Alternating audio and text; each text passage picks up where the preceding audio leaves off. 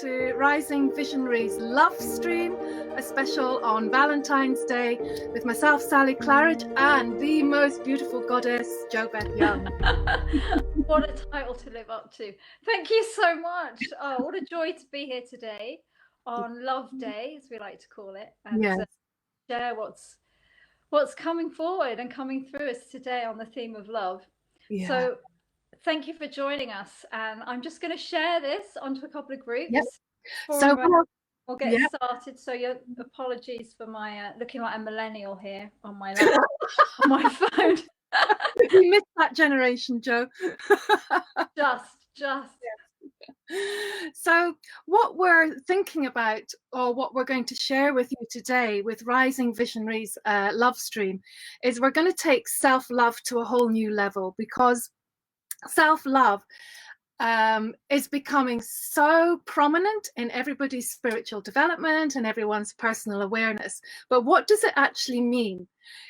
We want to take you beyond the spa days, the coffee and cakes, and giving yourself a massage, and take you really deeper into you. And this is part of what Rising Visionary is all about. It's about embodying that powerful presence, that truth and that freedom that you are, but bringing it into the mundane and bringing it into your everyday life.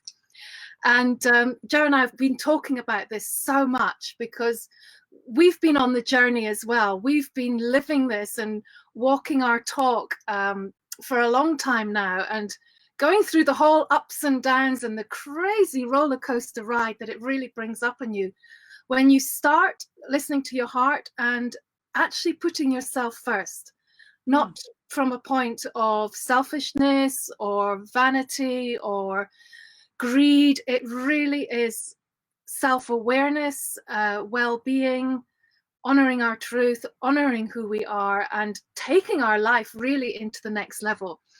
And this is something that Jo has been working with her clients for a long time.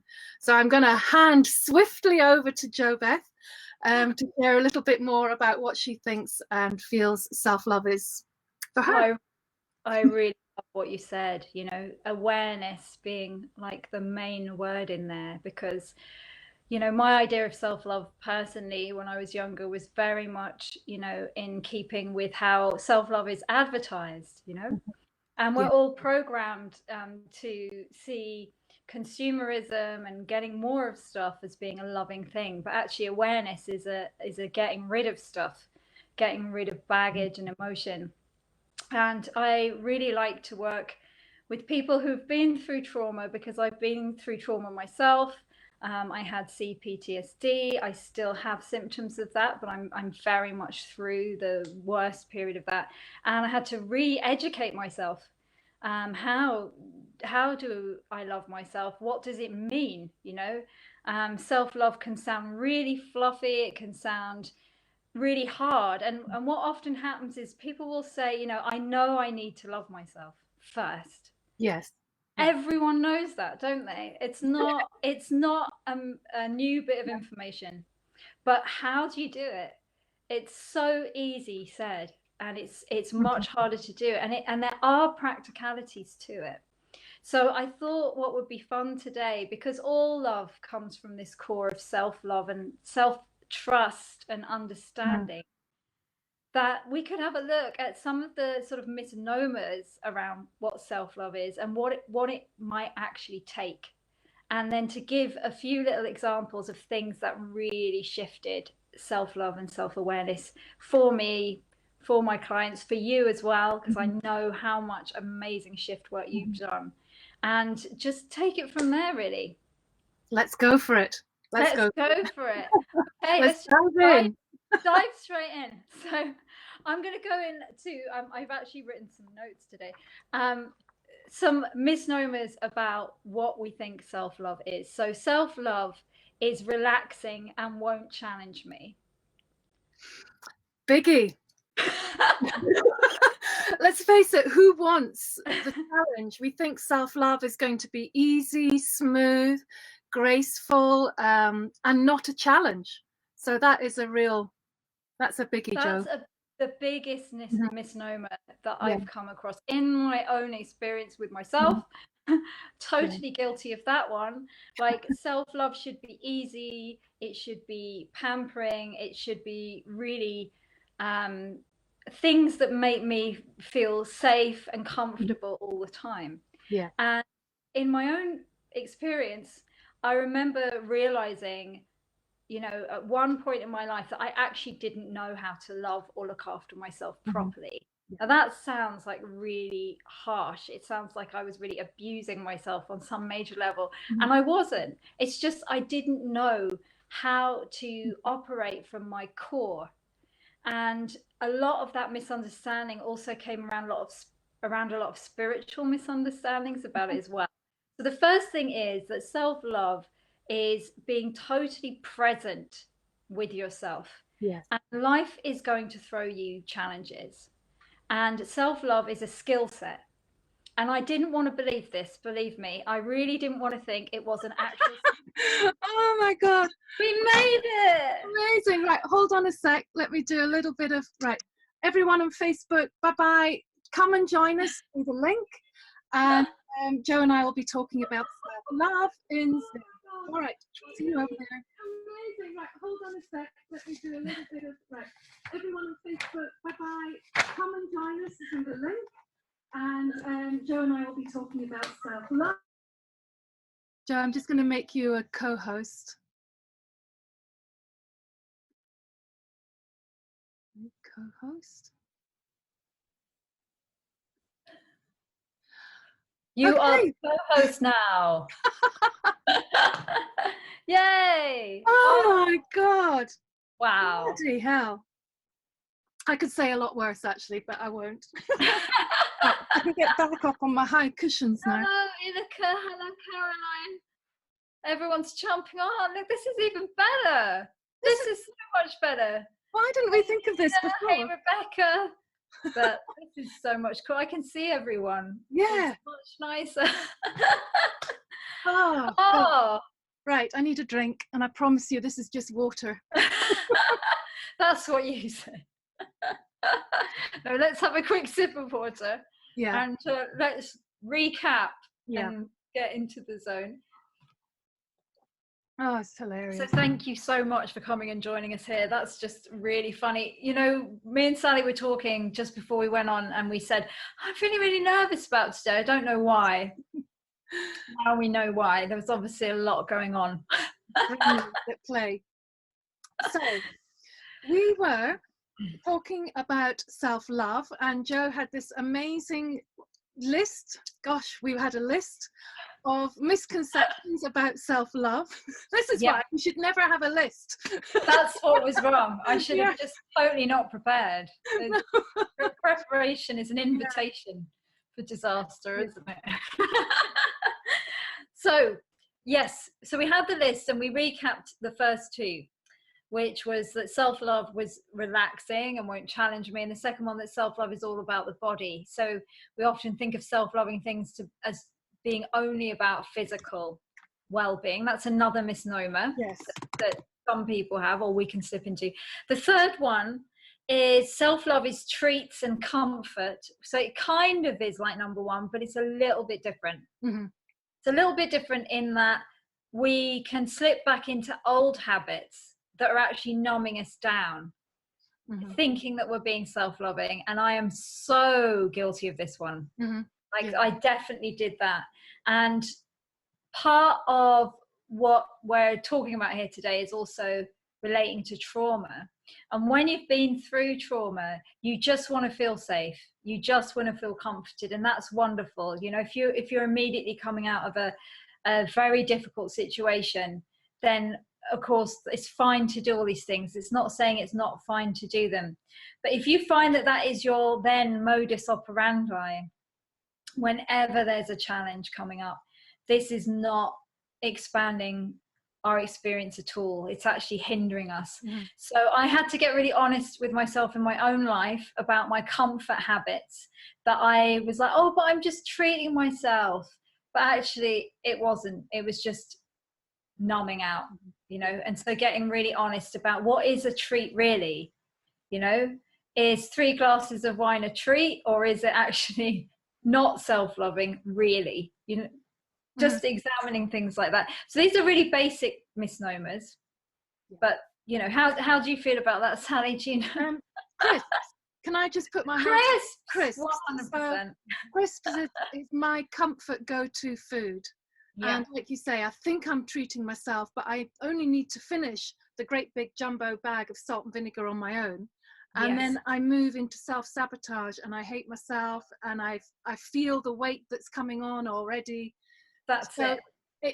What started as a treat turns into a cycle of self-hatred and you know, hitting yourself with the shitty stick, as it were. And yes, it's a really difficult cycle to come out of. It's hard because the cycle is so self-perpetuating, because you feel really bad about it. So then you eat more crisps to get over how bad you're feeling about what you perceive as a failure as well. And it's nothing to do with failing or succeeding. Self-love is a really basic skill. It's not an achievement thing, but that's what we do, don't we? We go into, I've let myself down, I've done this thing that was a treat, but actually in the long run isn't a treat. So that's definitely been an interesting one coming up in the shape cycle. So number 4, this is a really funny one. Okay, this is something that I went through myself, that clients have gone through, and I was even speaking to someone about just a couple of days ago. If you have gone through any sort of spiritual awakening or realization of your true nature, then you can get into a state of convincing yourself that I am not the body, I am not the personality, so I don't need to look after myself in this way, because it's all just the ego, and I'm not this body, I'm not this. And so you can actually end up floating and not anchoring yourself in any healthy habits. Now, after my own experiences, I definitely did this. I didn't know. I didn't know. How can I describe it? In the last live stream, I shared a bit about my biggest awakening moment in my own life. And after I came out of that moment, I found it very difficult to grasp onto really basic parts of living again, because it was like someone had pressed the reset button completely. And the ego gets hold of the story of awakening and then uses that as a way to actually stop you coming back into very centered, very basic things that you do still need to do. And I'll give you a good example. Like, whereas when you're in the ego identification, I hope this makes sense. I know I'm going a bit deep here, but just go with it.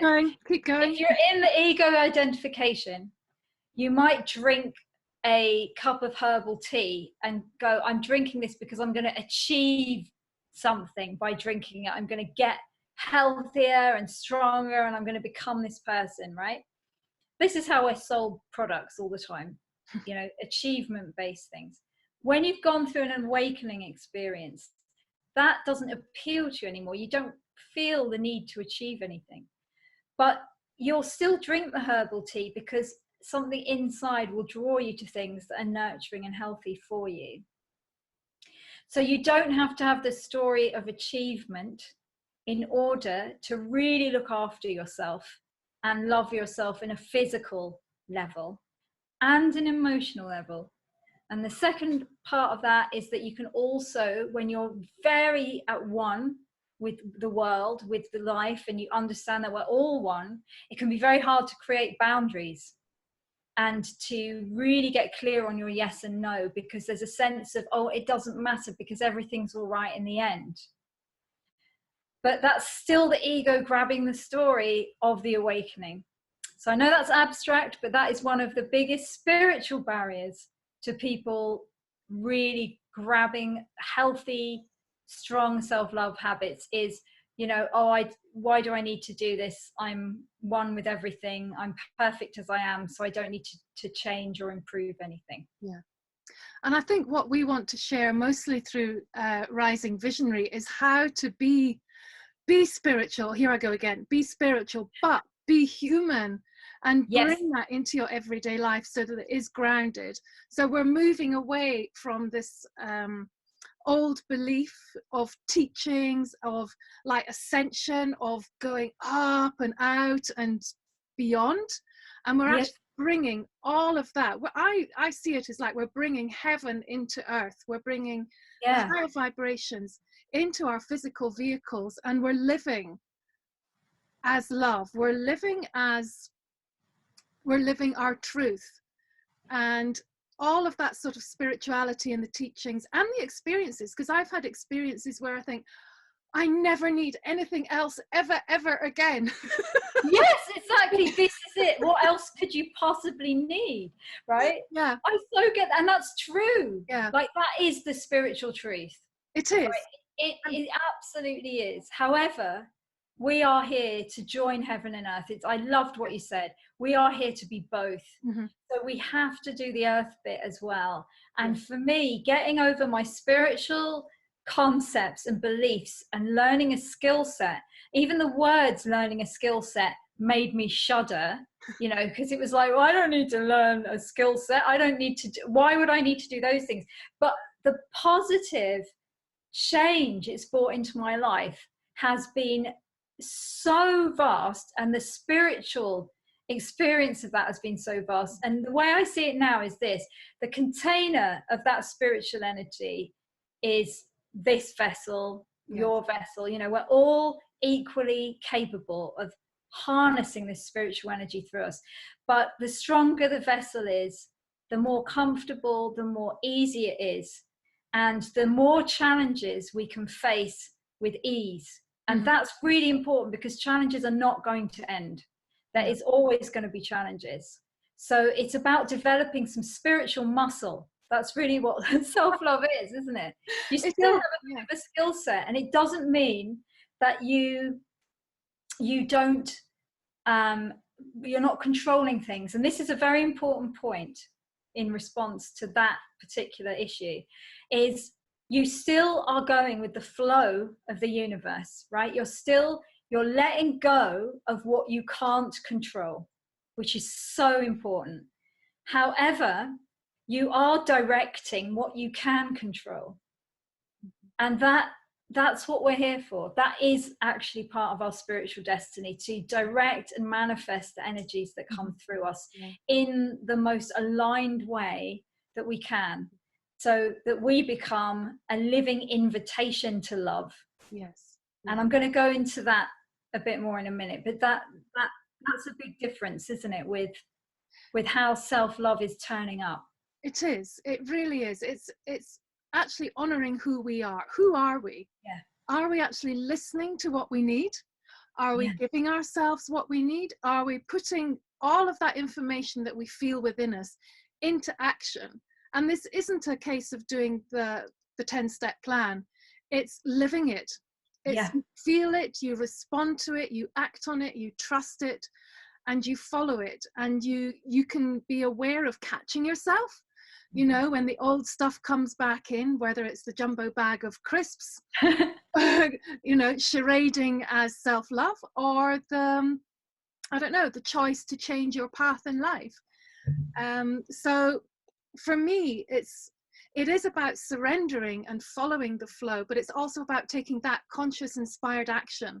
It's a real balance. So we're not floating through aimlessly. That's it. We're super aware and grounded and living it. We're actually living it, rather than just talking about it or experiencing it for a day and then going back into reality and washing up and thinking that the world's against you.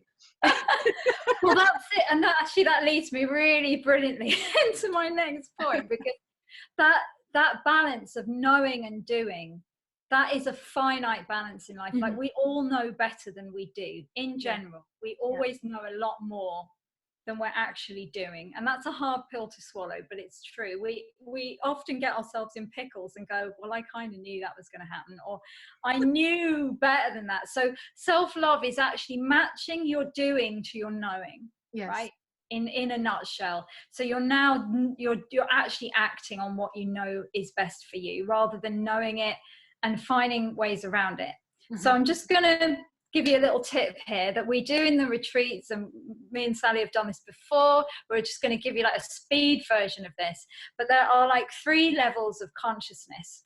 There's 3 levels of evolution that we're all in. We all have experiences in all 3 levels, but this is really important for self-love. So the first level of consciousness, which is exactly what you hit on there, is known as to me, or if you want a more uglier word, the doormat, right? So to me is when everything is happening to me. So I'm the victim. I've got no control. I've got no direction in my life. And this is where our ability to self-love takes a total battering, because we don't feel the spiritual core and muscle to do a lot about what's happening and about how we're aligning ourselves. So we've all been into me. I've certainly been into me, and we all get thrown back into it occasionally. Something triggers you and you're like, this is happening to me, you know. And you notice when you're into me, you know when you've gone back in it, because you don't feel good about yourself. Your self-esteem tends to go quite low. You suddenly feel, I'm a failure, what am I doing all this for? That's very much to me. So that's layer 1. Layer 2 is by me. Now this is also known as the cactus, right? So if you think of the cactus, pointy on the outside, gooey in the middle, or like an armadillo. So the cactus, or the middle mentality with self-love, is a step up from the doormat, because they've learned to do things, but they think it's happening by force. So we are making everything in our life happen by doing it ourselves, right?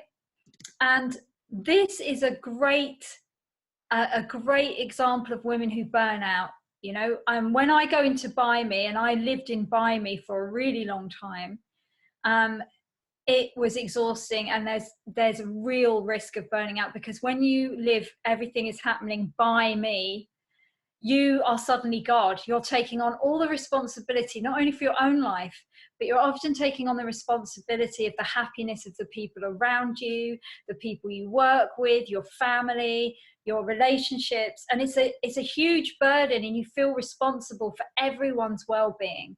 And we're not designed to take on that kind of burden. It actually isn't our responsibility. So by me is level 2. Still better than 1, but you're still not thriving, right? And very hard to love yourself in by me, because you will be wanting to make sure everyone else is okay before you are. You can't relax till everyone else is relaxed. Do you know that feeling? Yeah. And also, if you put yourself first, that's selfish.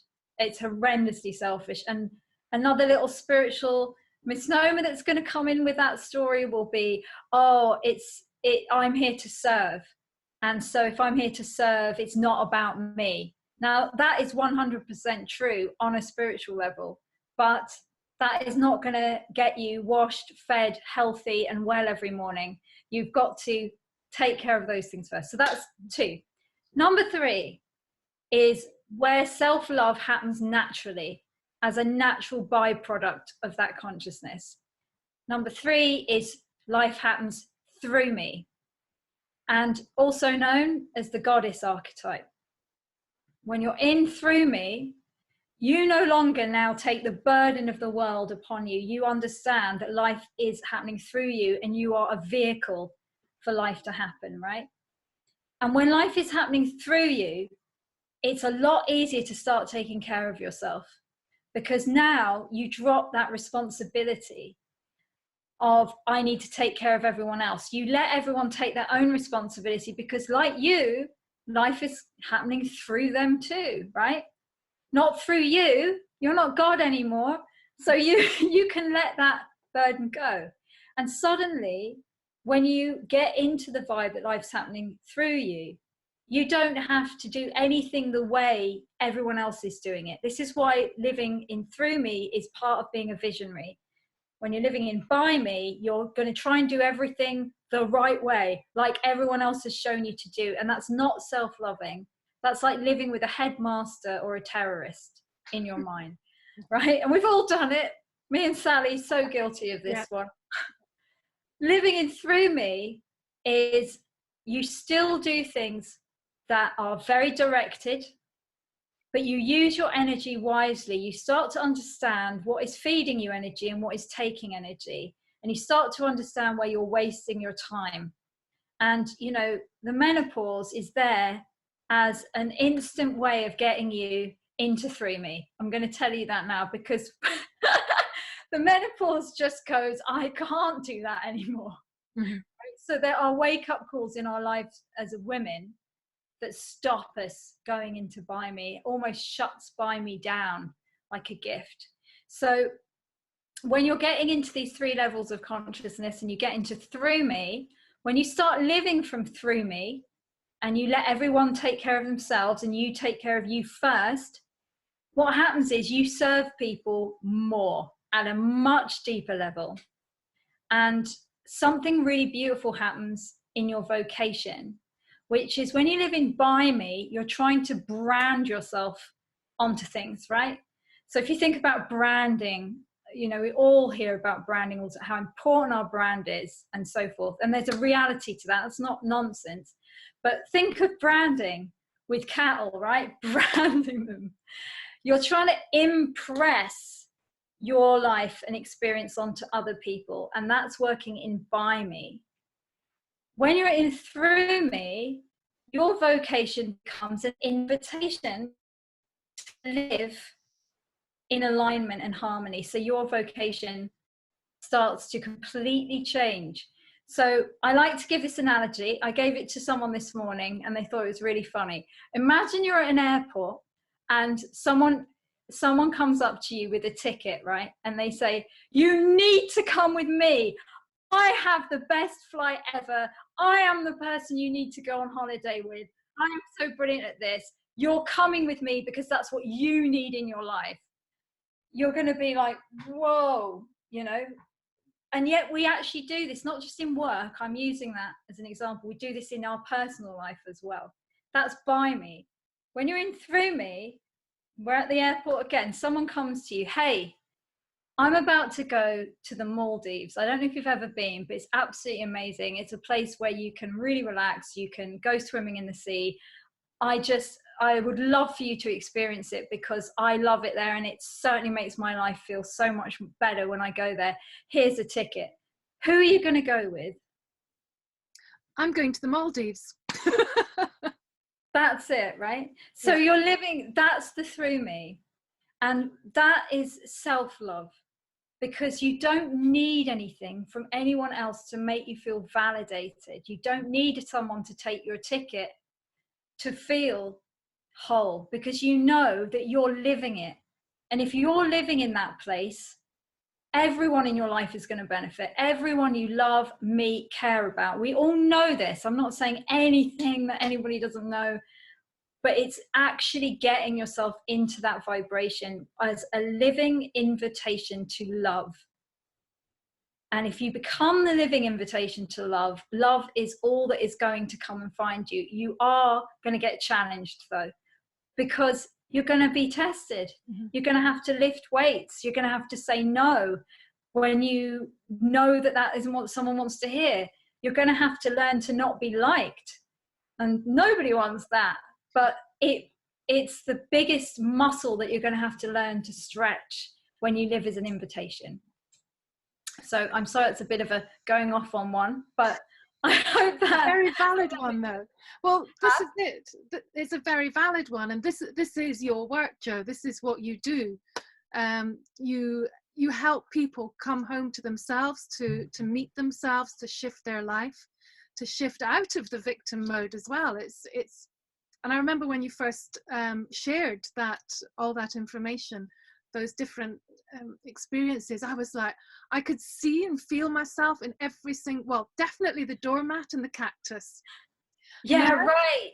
Yeah. It's like, oh my God, until it's actually pointed out to you and spoken in maybe just layman's terms, you don't realize, the level of your patterning or behavior. And when you know, that gives you the chance to shift, you know, Yeah. because you start catching yourself. You just start catching yourself. Oh God, no, there's the victim again. Or, oh my God, my cactus has come out to play. Or I've gone, nope, I don't need any help. Nope, nope. That's Inside it. screaming for help, but you cannot ask for it. Yeah. So having that awareness is the PowerPoint, is the shifting point. And it takes sometimes hearing it from somebody like you, or an experience of energy or love, or just somebody else. Sometimes you just need to hear it from somebody else. You can't always get there on your own.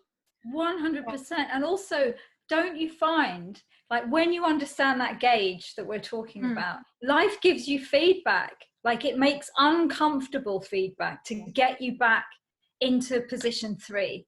So when you start veering out of position 3, once you've committed to position 3, every time you veer out, you get feedback. And what we do is we mistake that feedback, as you were saying at the very beginning of this live stream really brilliantly. You think you've done something wrong, because you make a shift up, you raise your vibration, you don't get nice, harmonious butterflies and unicorns feedback.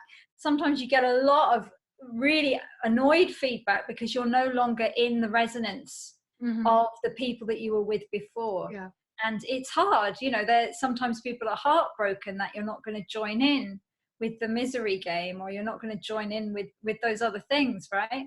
So you've stepped out of it, and sometimes you get feedback, and that's the time when you have to go, right, now I'm being really tested on how to stay really strong in my core, no matter how much chaos is getting or is flying around me. Yeah.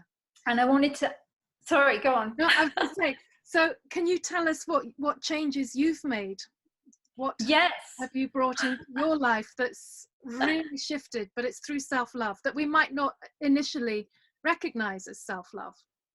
Yeah, sure. Well, I was going to say the first thing, which is very much to do with what you do and what you bring through, is to put yourself, and what I started to do is put myself in situations where I could raise my vibration. And we can do 3, as you say, 10 steps to self-love, but ultimately it's all about energy.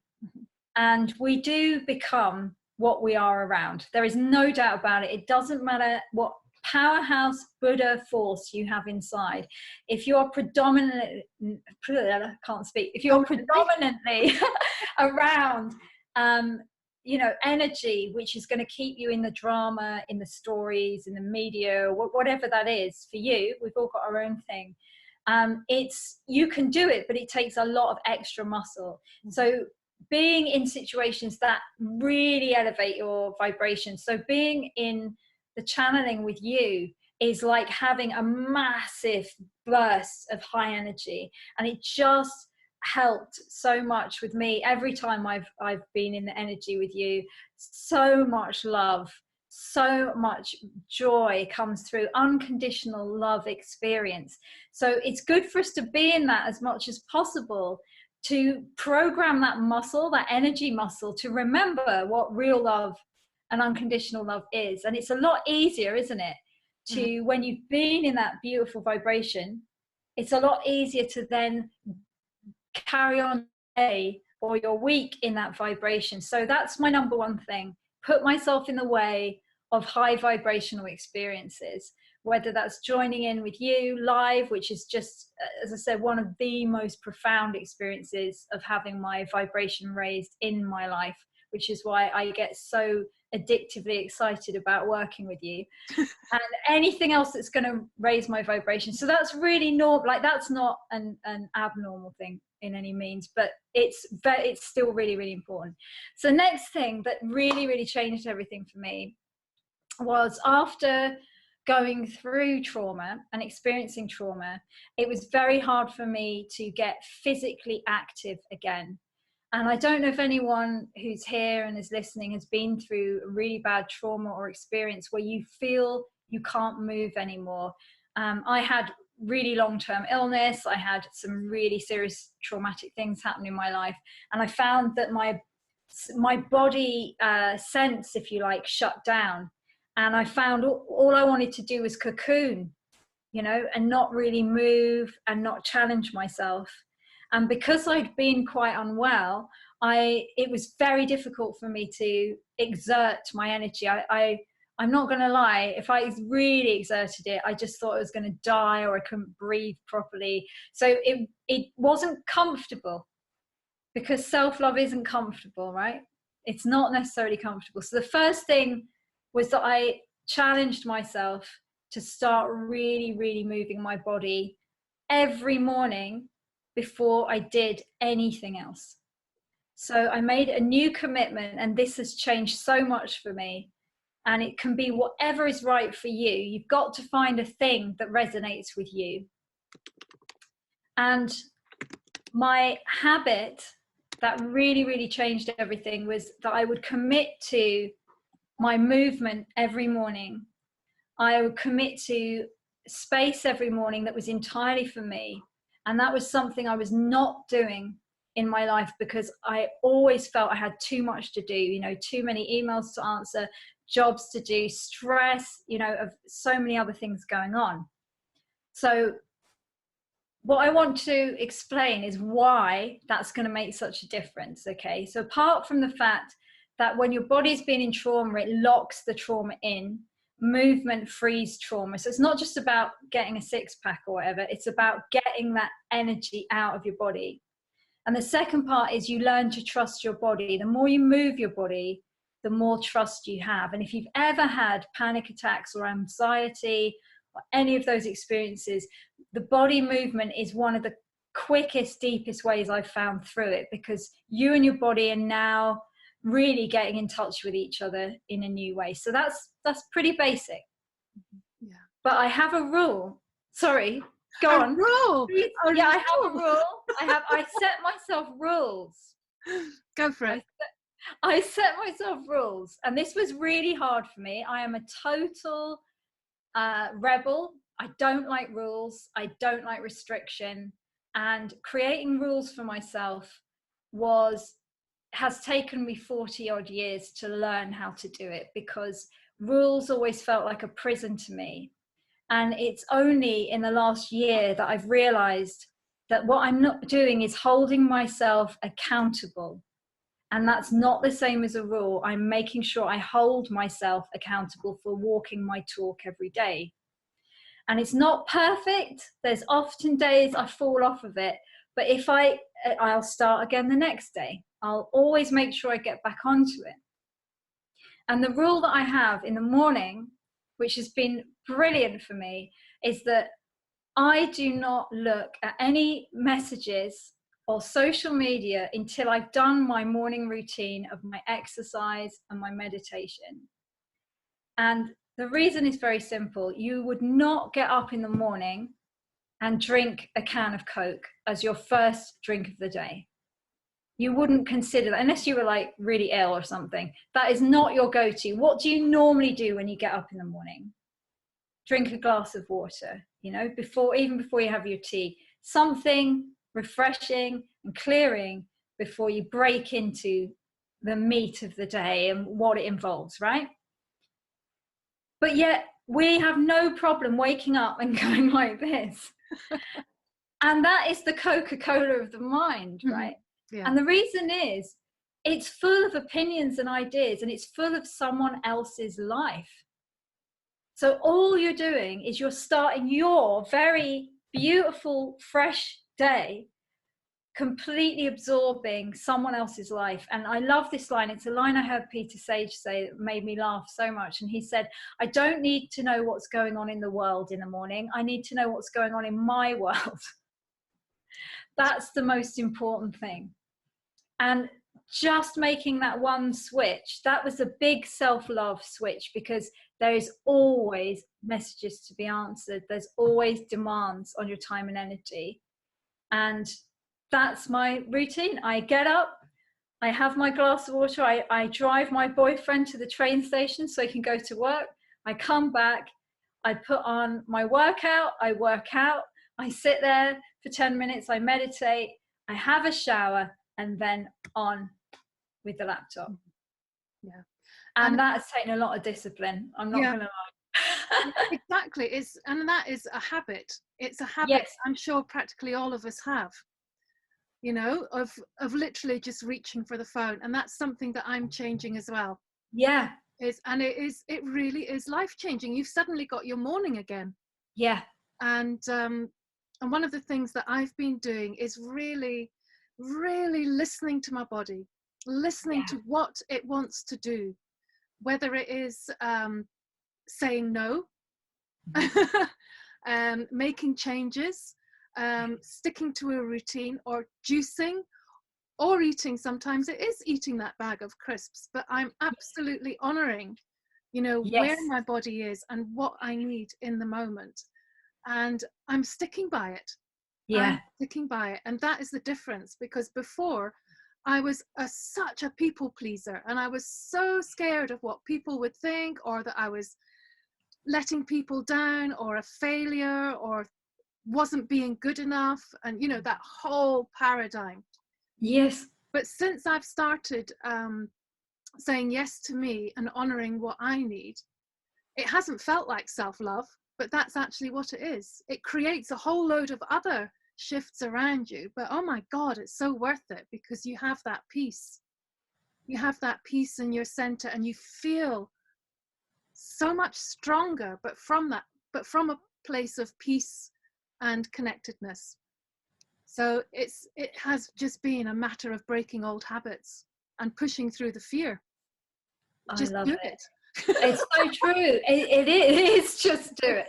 It's so, I love what you said there, because it's like, it's not like don't have the crisps or the wine or Yeah. whatever. It's do it with consciousness. Just don't do it with unconsciousness. So you're not unconscious, because I was such an unconscious number down, especially after trauma. You know, Yes. that would be the way to switch the trauma off. And anything that sort of overexcited the senses, like the exercise and the doing all this other stuff, I would just numb down looking at stuff, and just releasing that numbness off. As you say, it's not comforting.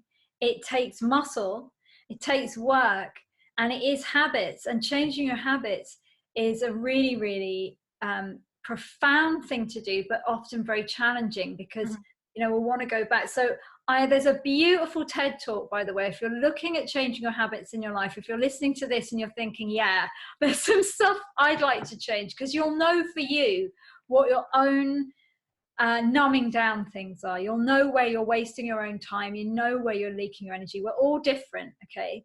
But you'll feel it inside. And there's a great TED talk, and I've shamefully forgotten the guy's name, but it's about, he's a scientist, and he talks about how to change your habits. And one thing that really helped me was that he said to make your new habits small, to make them small to begin with, so you change just a little thing every day, and to make sure that you say, I'm going to do this after something, not before. And that was a life changer for me. If you say, I'm going to do it before I go to work, I'm going to exercise, you will never do it, right? Because it's before. It's like there's no marker of time that level before. So he said, always say you're going to do it after something. This was so helpful to me. It was like, after I have my first coffee of the day, then I'll exercise. So it's like a Rubik. I have my coffee and I'm like, right, okay, you've had that now. Get the mat out and start. And so it's just a really basic little brain tip, but it's so helpful for changing habits, because I personally struggled with changing habits so much. And the older we get, sometimes the harder it is, right? So our theme really about self-love, we've taken it away from the old, and it's not to, you know, say that you can't have your bubble baths and that sort of thing, because that is nurturing and it is a treat. But it is more and more about self-awareness and choosing your well-being according to what you intuitively and truly need, and not what other people put on you, or the beliefs or the conditionings. Yeah. So I don't know if you've seen Bonnie's message. I'm just going to check on here. Wow. I really have only 5 minutes left Yes. before I have to sign off. So just want to say, is there anything you'd like to say to Bonnie, or? Oh, I'm just looking at this. Is amazing. This is really beautiful. Attachment, and that's it. The lack of judgment, and that was the last point. I love what you've said here, Bonnie, and Inika as well.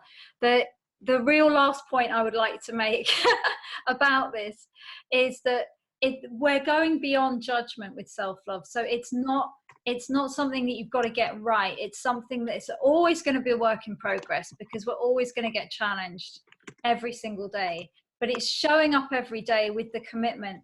And also the last tip is to take your time, because when you're overwhelmed, I know that I was what I call a trauma responder. So when I got emails or messages from people, I would respond immediately, thinking that I better respond, I better answer them now, it's rude not to. And then I would get very, very overwhelmed. And my new practice was to take, sorry, there's a hailstorm here, a real breather, and to slow my responses down so that they came from a place of total truth.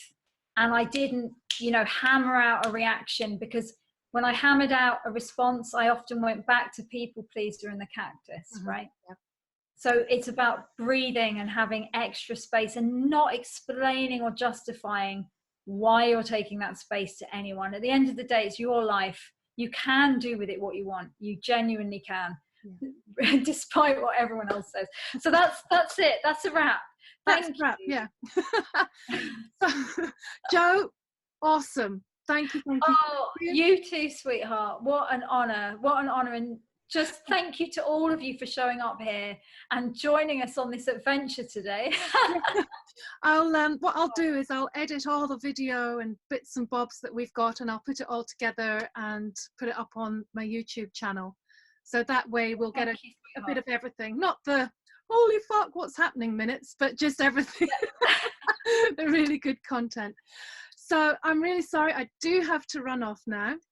But if you'd like to know more about Rising Visionary with myself and Beth, we are running a one-day immersion in Galway on the 1st of March. And we're also running a Spanish retreat over the summer solstice in June. Yeah. I can't wait for that. Yeah, 3-day immersive event. And what we've done is we've really tried to structure it. There is an early bird on, a really super duper early bird. We've structured it so that you can sort out your own accommodation and find something that suits your budget and your preferences. And there's a lot of choice around here. Wanted to make it as available as possible, really, because it's such a wonderful thing to do. Yeah. And June is an amazing time of year, and we'll have the energy of the solstice as well, moving through all the work that we share. So all of that's on our websites. Your website is? wildnessrising.com. And mine is channelinglove.com. So you can find everything you need about Rising Visionary there. And we will be back before... Actually, we'll do a live stream when we're together in Ireland. We will. You'll be here. You'll be here in the hail. You'll be missing Spain. Great. Very much. But we'll do a live stream from here, and we won't even have to worry about how to get on camera. I know. Won't that be awesome? So thank you so much, everyone. I really hope you can join us soon. And just thank you for all your input and comments. I've just been reading some of them there. Thank you, Kelly, Bonnie, Caroline, Nina, Rebecca. Inika was there as well. Thank you so much. It's been amazing. And thank you for joining us. Yeah. Thank you. Love. Mwah. And we'll be back very soon. Love you all. Bye. Bye-bye.